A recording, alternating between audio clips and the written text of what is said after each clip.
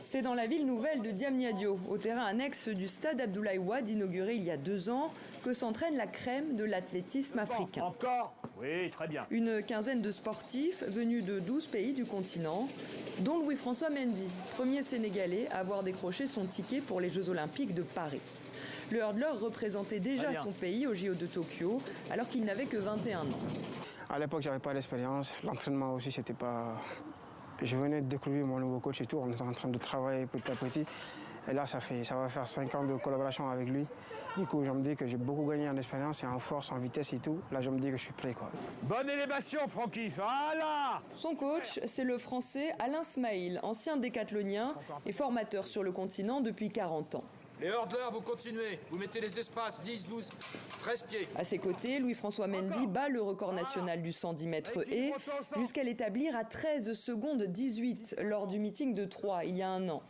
Un chrono qui lui permet de se qualifier au championnat du monde de Budapest le mois suivant. Il a fait le 2e temps de toutes les séries en série des championnats du monde à Budapest.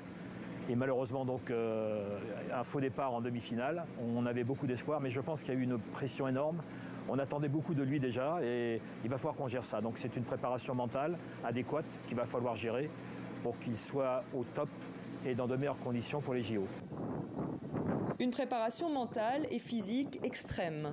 Les entraînements ont lieu 6 jours sur 7. Le mercredi, les athlètes viennent courir ici, au phare des Mamelles, sur une pente de plus de 30 degrés en virage. C'est une séance de souffrance, ouais. On met beaucoup plus d'énergie que si c'est sur la piste, en fait. Il y a une grande différence. Après, je ne pourrais plus parler aux caméras.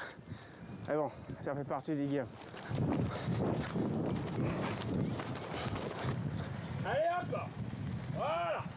On reste grand! Ok. 12,48. Aujourd'hui, le sprinter partage son temps entre la France, où il s'entraîne à l'Athletic Vosges Entente Club d'Épinal la moitié de l'année, et son Sénégal natal.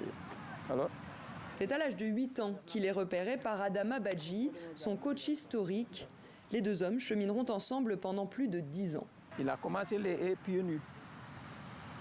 Donc, c'est pas donné à tout le monde de courir pieds nus avec les haies. Et surtout, si tu rentres dedans la haie, ça fait mal aux pieds. Non seulement il aimait le sport, mais si tu ne lui as pas vu à l'école, il est au stade.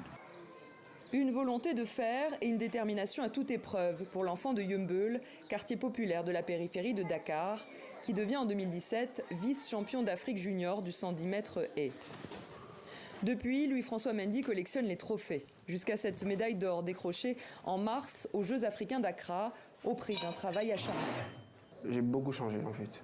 J'étais quelqu'un qui faisait tout ce que je voulais et tout, qui n'écoutait pas. Je dormais tard et tout, vers 4 heures, je partais en boîte avec mes potes et tout. Mais à un moment donné, je me suis dit, bon, ça là, ça va pas m'avancer, quoi. J'étais obligé de laisser le foot, me concentrer sur l'athlète aussi. Le sport, comme on dit, c'est la discipline, en fait. Ça éduque. Et du coup, ça m'a bien éduqué, quoi. Aux Jeux de Paris, Louis-François espère succéder au seul médaillé olympique sénégalais, son mentor et conseiller, Amadou Diaba, qui avait décroché l'argent aux 400 mètres haies aux Jeux de Séoul en 1988.